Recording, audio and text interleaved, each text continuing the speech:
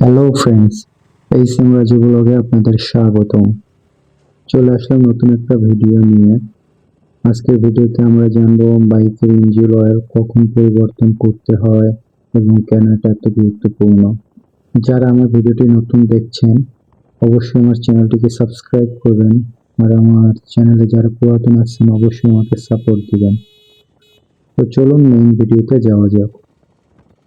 আমরা অনেকেই ভাবি অয়েল মানে তো শুধু একটা তরল জিনিস, ইঞ্জিনে ঢেলে দিলেই চলবে। কিন্তু না, ইঞ্জিন অয়েল হচ্ছে বাইকের হার্টের ব্লাড।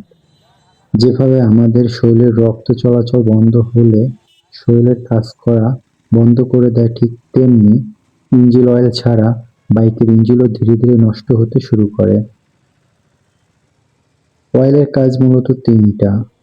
নাম্বার ওয়ান, ইঞ্জিনের ঘর্ষণ কমানো, তারপরে ইঞ্জিন ঠান্ডা রাখা এবং ইঞ্জিনের ভিতরের অংশগুলো পরিষ্কার রাখা।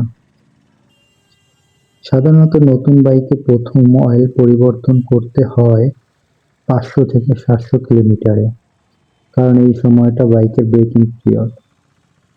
তখন ইঞ্জিনের ভিতরে ছোট ছোট ধাতব কণা মিশে যায় অয়েলের সঙ্গে, তাই প্রথম অয়েল পরিবর্তনটা খুবই গুরুত্বপূর্ণ। তারপর 2000 কিলোমিটারের মধ্যে 4টা ইঞ্জিন অয়েল পরিবর্তন করা ভালো। এরপর থেকে আপনি নিয়মিত 1000 কিলোমিটার ইঞ্জিন অয়েল পরিবর্তন করবেন। তবে এটা নির্ভর করে আপনি কোন অয়েল ব্যবহার করছেন, মিনারেল, সেমি সিনথেটিক না সিনথেটিক অয়েল। যদি মিনারেল হয় তাহলে 1000 কিলোমিটার পর্যন্ত, আর সেমি সিনথেটিক হলে 2000 থেকে 2500 কিলোমিটার পর্যন্ত চালাবেন। আর যদি ফুল সিনথেটিক হয় তাহলে 3500 থেকে 4000 পর্যন্ত ভালো পারফরমেন্স পাবেন। তো এখন আসি, যদি অয়েল সময় মতো পরিবর্তন না করেন তাহলে কি হয়। নাম্বার ওয়ান, ইঞ্জিনের ভিতর ঘর্ষণ বেড়ে যাবে।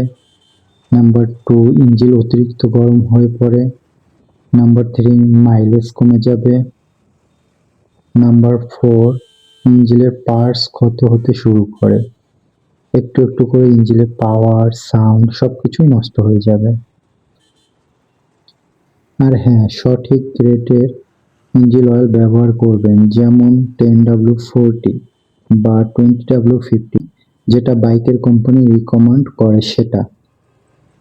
আশা করি আপনারা বুঝতে পারছেন কখন ইঞ্জিন অয়েল পরিবর্তন করা উচিত এবং কিসের জন্য।